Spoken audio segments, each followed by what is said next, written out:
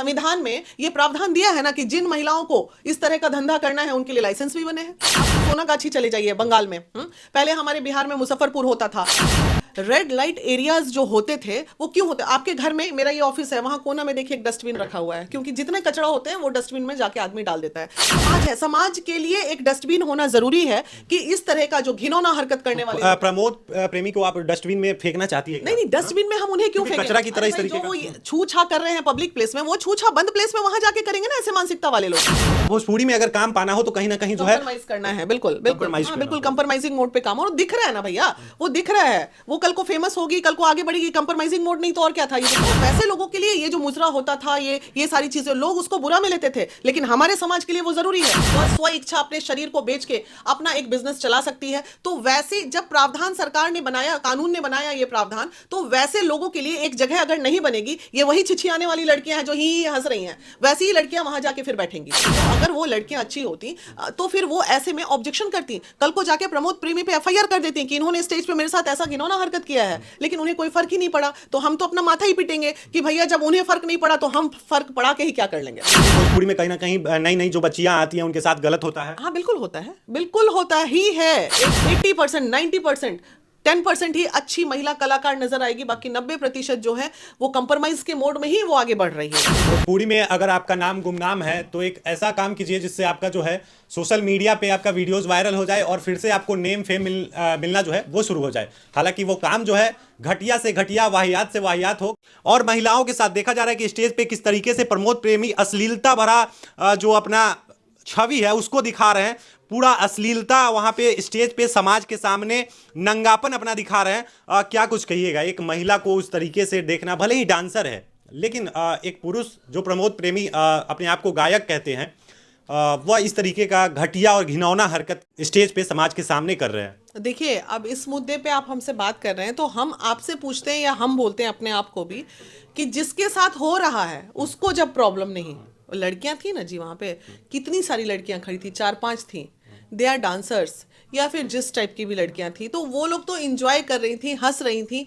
तो वैसे माहौल में उनको रहने की आदत हो गई है, या फिर ये कह लीजिए कि बेरोजगारी इतनी चरम सीमा पे है कि आज रोजगार ना मिलने की वजह से इस तरह का अंग प्रदर्शन, इस तरह का घिनौना हरकत भी हो रहा है, तो 2 पैसे के लिए महिलाएं कर रही हैं। ठीक है, ये एक बात हो गया। लेकिन फिर भी बीइंग अ महिला विकास मंच, हम यही अपील करेंगे बिहार सरकार से कि आप भोजपुरी इंडस्ट्री में सेंसर बोर्ड गानों पे क्यों नहीं ला रहे हैं? कला एवं संस्कृति विभाग बिहार का क्या कर रहा है? अगर कोई भी कार्यक्रम होता है तो ऑर्डर लेना पड़ता है, आइदर डीएम से आइदर एसडीओ से। तो जब उसमें ऐसे नॉर्म्स क्यों नहीं बनाए जा रहे हैं कि अगर आपका किसी भी तरह का कोई अश्लील हरकत पाया गया तो आपका लाइसेंस रद्द कर दिया जाएगा? तो एक डर होगा तो समाज में अच्छाई भी आएगी। इतने बड़े बड़े प्रकरण हो रहे हैं लेकिन कोई कहीं सुनवाई नहीं है। सारा सत्ता, सारा कुर्सी, सारे लोग लगे हुए हैं अपने इलेक्शन में खाली कुर्सी बचाने के चक्कर में। कला एवं संस्कृति विभाग पे लाखों लाख नहीं करोड़ों का फंड आता है, करोड़ों खर्च होते हैं, लेकिन कोई मतलब नहीं है। भोजपुरी आज इतना बदनाम हो गया है, उन लोगों को जरा भी इस बात का एहसास है कि हमारे बिहार का भोजपुरी जो बोल रहे हैं कि भोजपुरी से लोग डर रहे हैं कि नहीं बहुत वल्गैरिटी हो गई, बहुत ये हो गई, किसी को चिंता ही नहीं है। तो हम क्या प्रमोद प्रेमी को बोले और क्या उन लड़कियों को बोले? हम तो जब भी बोलेंगे तो मुद्दे की बात करेंगे। अश्लीलता को कैसे रोका जाए उस पे हमारा सरकार क्या काम कर रहा है। यूट्यूबर्स भी देख रहे हैं कि गंदी गंदी चीजें, आप यूट्यूब पे चले जाइए, मतलब बिकनी पहन के महिलाएं डांस करते नजर आ रही हैं। हमारे बिहार यूपी में क्या नाम बदनाम नहीं हो रहा है इससे? तो इन सब चीजों पे तो रोक लगनी चाहिए ना। बिल्कुल रोक लगनी चाहिए। और भरे सभा में इस तरीके का घटिया और घिनौना हरकत एक व्यक्ति करता है, कलाकार को नहीं करनी चाहिए। कलाकार को नहीं लोग कलाकार कैटेगरी में नहीं आएंगे जो इस तरह का हरकत करेंगे। और देखिए, मैं सरकार से एक और अनुरोध करती हूँ कि देखिए, आप सोनागाछी चले जाइए बंगाल में, पहले हमारे बिहार में मुजफ्फरपुर होता था, ये होता। रेड लाइट एरियाज जो होते थे वो क्यों होते? आपके घर में, मेरा ये ऑफिस है, वहां कोना में देखिए एक डस्टबिन रखा हुआ है, क्योंकि जितने कचरा होते हैं वो डस्टबिन में जाके आदमी डाल देता है। तो ये समाज है, समाज के लिए एक डस्टबिन होना जरूरी है कि इस तरह का जो घिनौना हरकत करने वाले। प्रमोद प्रेमी को आप डस्टबिन में फेंकना चाहती है? नहीं, डस्टबिन में हम उन्हें क्यों फेंकें? कचरा की तरह इस तरीके का वो छू छा कर रहे हैं पब्लिक प्लेस में, वो छू छा बंद प्लेस में वहां जाके करेंगे ना ऐसे मानसिकता वाले लोग। तो वैसे लोगों के लिए ये जो मुजरा होता था, ये सारी चीजें चीजें, लोग उसको बुरा में लेते थे, लेकिन हमारे समाज के लिए वो जरूरी है। अगर आप इस तरह की चीजों को बढ़ावा, सरकार ने हमारे संविधान में ये प्रावधान दिया है ना कि जिन महिलाओं को इस तरह का धंधा करना है उनके लिए लाइसेंस भी बने हैं जी। वह स्व इच्छा अपने शरीर को बेच के अपना एक बिजनेस चला सकती है। तो वैसे जब प्रावधान सरकार ने बनाया, कानून ने बनाया ये प्रावधान, तो वैसे लोगों के लिए एक जगह अगर नहीं बनेगी, ये वही छिछियाने वाली लड़कियां हैं जो ही हंस रही हैं, वैसी ही लड़कियां वहां जाके फिर बैठेंगी कहीं कहीं इस तरीके की लड़कियां अच्छी महिलाओं को भी जो है दूषित करती है। डेफिनेटली बुरा लगता है कि चलो ठीक है, अगर तुम कलाकार हो तो कला का प्रदर्शन करो, अश्लीलता का प्रदर्शन अगर कर रही हो, अगर वो लड़कियां अच्छी होती तो फिर वो ऐसे में ऑब्जेक्शन करती, कल को जाके प्रमोद प्रेमी पे एफआईआर कर देती कि इन्होंने स्टेज पे मेरे साथ ऐसा घिनौना हरकत किया है, लेकिन उन्हें कोई फर्क ही नहीं पड़ा। तो हम तो अपना माथा ही पीटेंगे कि भैया जब उन्हें फर्क नहीं पड़ा तो हम फर्क पड़ा के ही क्या कर लेंगे।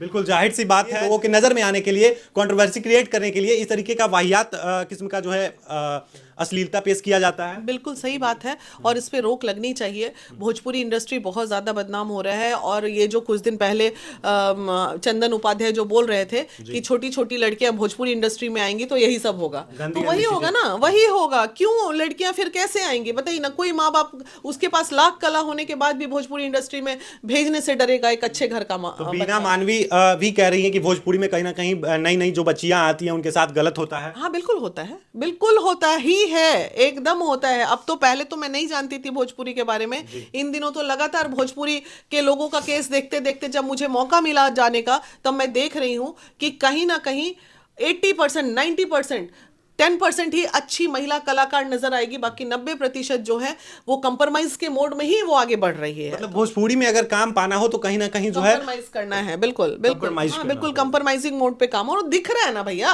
वो दिख रहा है, वो कल को फेमस होगी, कल को आगे बढ़ेगी। कंप्रोमाइजिंग मोड नहीं तो और क्या था? ये जो कलाकार लोग वहां जिनके साथ ये हरकत हुई, this all are compromising mode. तो ये सब चीजें करनी पड़ती है, लेकिन क्या कीजिएगा, अब समाज है, कुछ बोला भी नहीं जा सकता। देखिए बहुत बड़ा सवाल है कि महिला विकास मंच की राष्ट्रीय संरक्षक जो कह रही हैं कि भोजपुरी में अगर नई लड़कियों को, नई बच्चियों को काम करना है, एक्ट्रेस बनना है, गायिका बनना है, तो फिर कंप्रोमाइज जो है वो करना पड़ेगा। सबसे बड़ा सवाल है भोजपुरी के लिए। आखिर यह सवाल बीना मानवी जी, एक लास्ट सवाल होगा कि ये सवाल खत्म कब होगा? देखिए लगातार मैं जितने कलाकारों को देख रही हूँ, ठीक है, लगातार कितनी महिलाओं का शोषण हुआ है, मैक्सिमम नाम मैं नहीं लूंगी, लेकिन जो मुझे सुन रहे होंगे, समझ रही होंगी सारी कलाकार की, बिल्कुल मैं सही बोल रही हूँ। तो ये सब चीजें तो हो रही हैं, तो इस पे रोक लगेगा, और उस पे रोक वो महिलाएं खुद लगाएंगे और दूसरा कोई नहीं लगा सकता है। हम खुद लगाएंगे, हम अगर नहीं चाहेंगे तो हमें कोई टच कर देगा क्या? बिल्कुल बिल्कुल नहीं। आवाज उठा रहे हैं कि दोबारा ऐसा कोई सिंगर या कोई कलाकार ना करे, उसके लिए हमारा कला एवं संस्कृति विभाग को नॉर्म्स लाने पड़ेंगे, सिस्टम बनाने पड़ेंगे। ये सारा सिस्टम के वीकनेस की वजह से अश्लीलता फैल रही है। और अगर बड़ा कलाकार इस तरीके का जो अश्लीलता भरा अगर इस तरीके का बड़ा कलाकार अब अश्लीलता करता है स्टेज पे भरे महफिल में, तो क्या महिला विकास मंच रोड पे उतरेगी फिर से? नहीं नहीं, बिल्कुल उतरना चाहिए। अभी भी महिला दिवस आ रहा है, उस पे हम महिलाओं के सम्मान की बात करेंगे। और लेकिन अब भोजपुरी क्या, कोई भी व्यक्ति, किसी भी व्यक्ति को अधिकार नहीं है कि महिलाओं का खुलेआम इस तरह वो अपमान करें। ये गलत है। आप अपने आनंद लेने के लिए वस्तु समझ लेते हैं महिलाओं को, क्यों भाई? मतलब क्यों आप समझेंगे हमें वस्तु, ये बताइए। अच्छा, ये कहाँ तक जायज़ है कि प्राइवेट पार्ट को, महिला के प्राइवेट पार्ट को छू कर जो है, और इस तरीके का समाज में क्या देना चाहते हैं प्रमोद प्रेमी जैसे शख्स? नहीं, मस्ती कर रहे थे स्टेज पे वो, ऐसा नहीं, मस्ती के माहौल में वो कर रहे थे।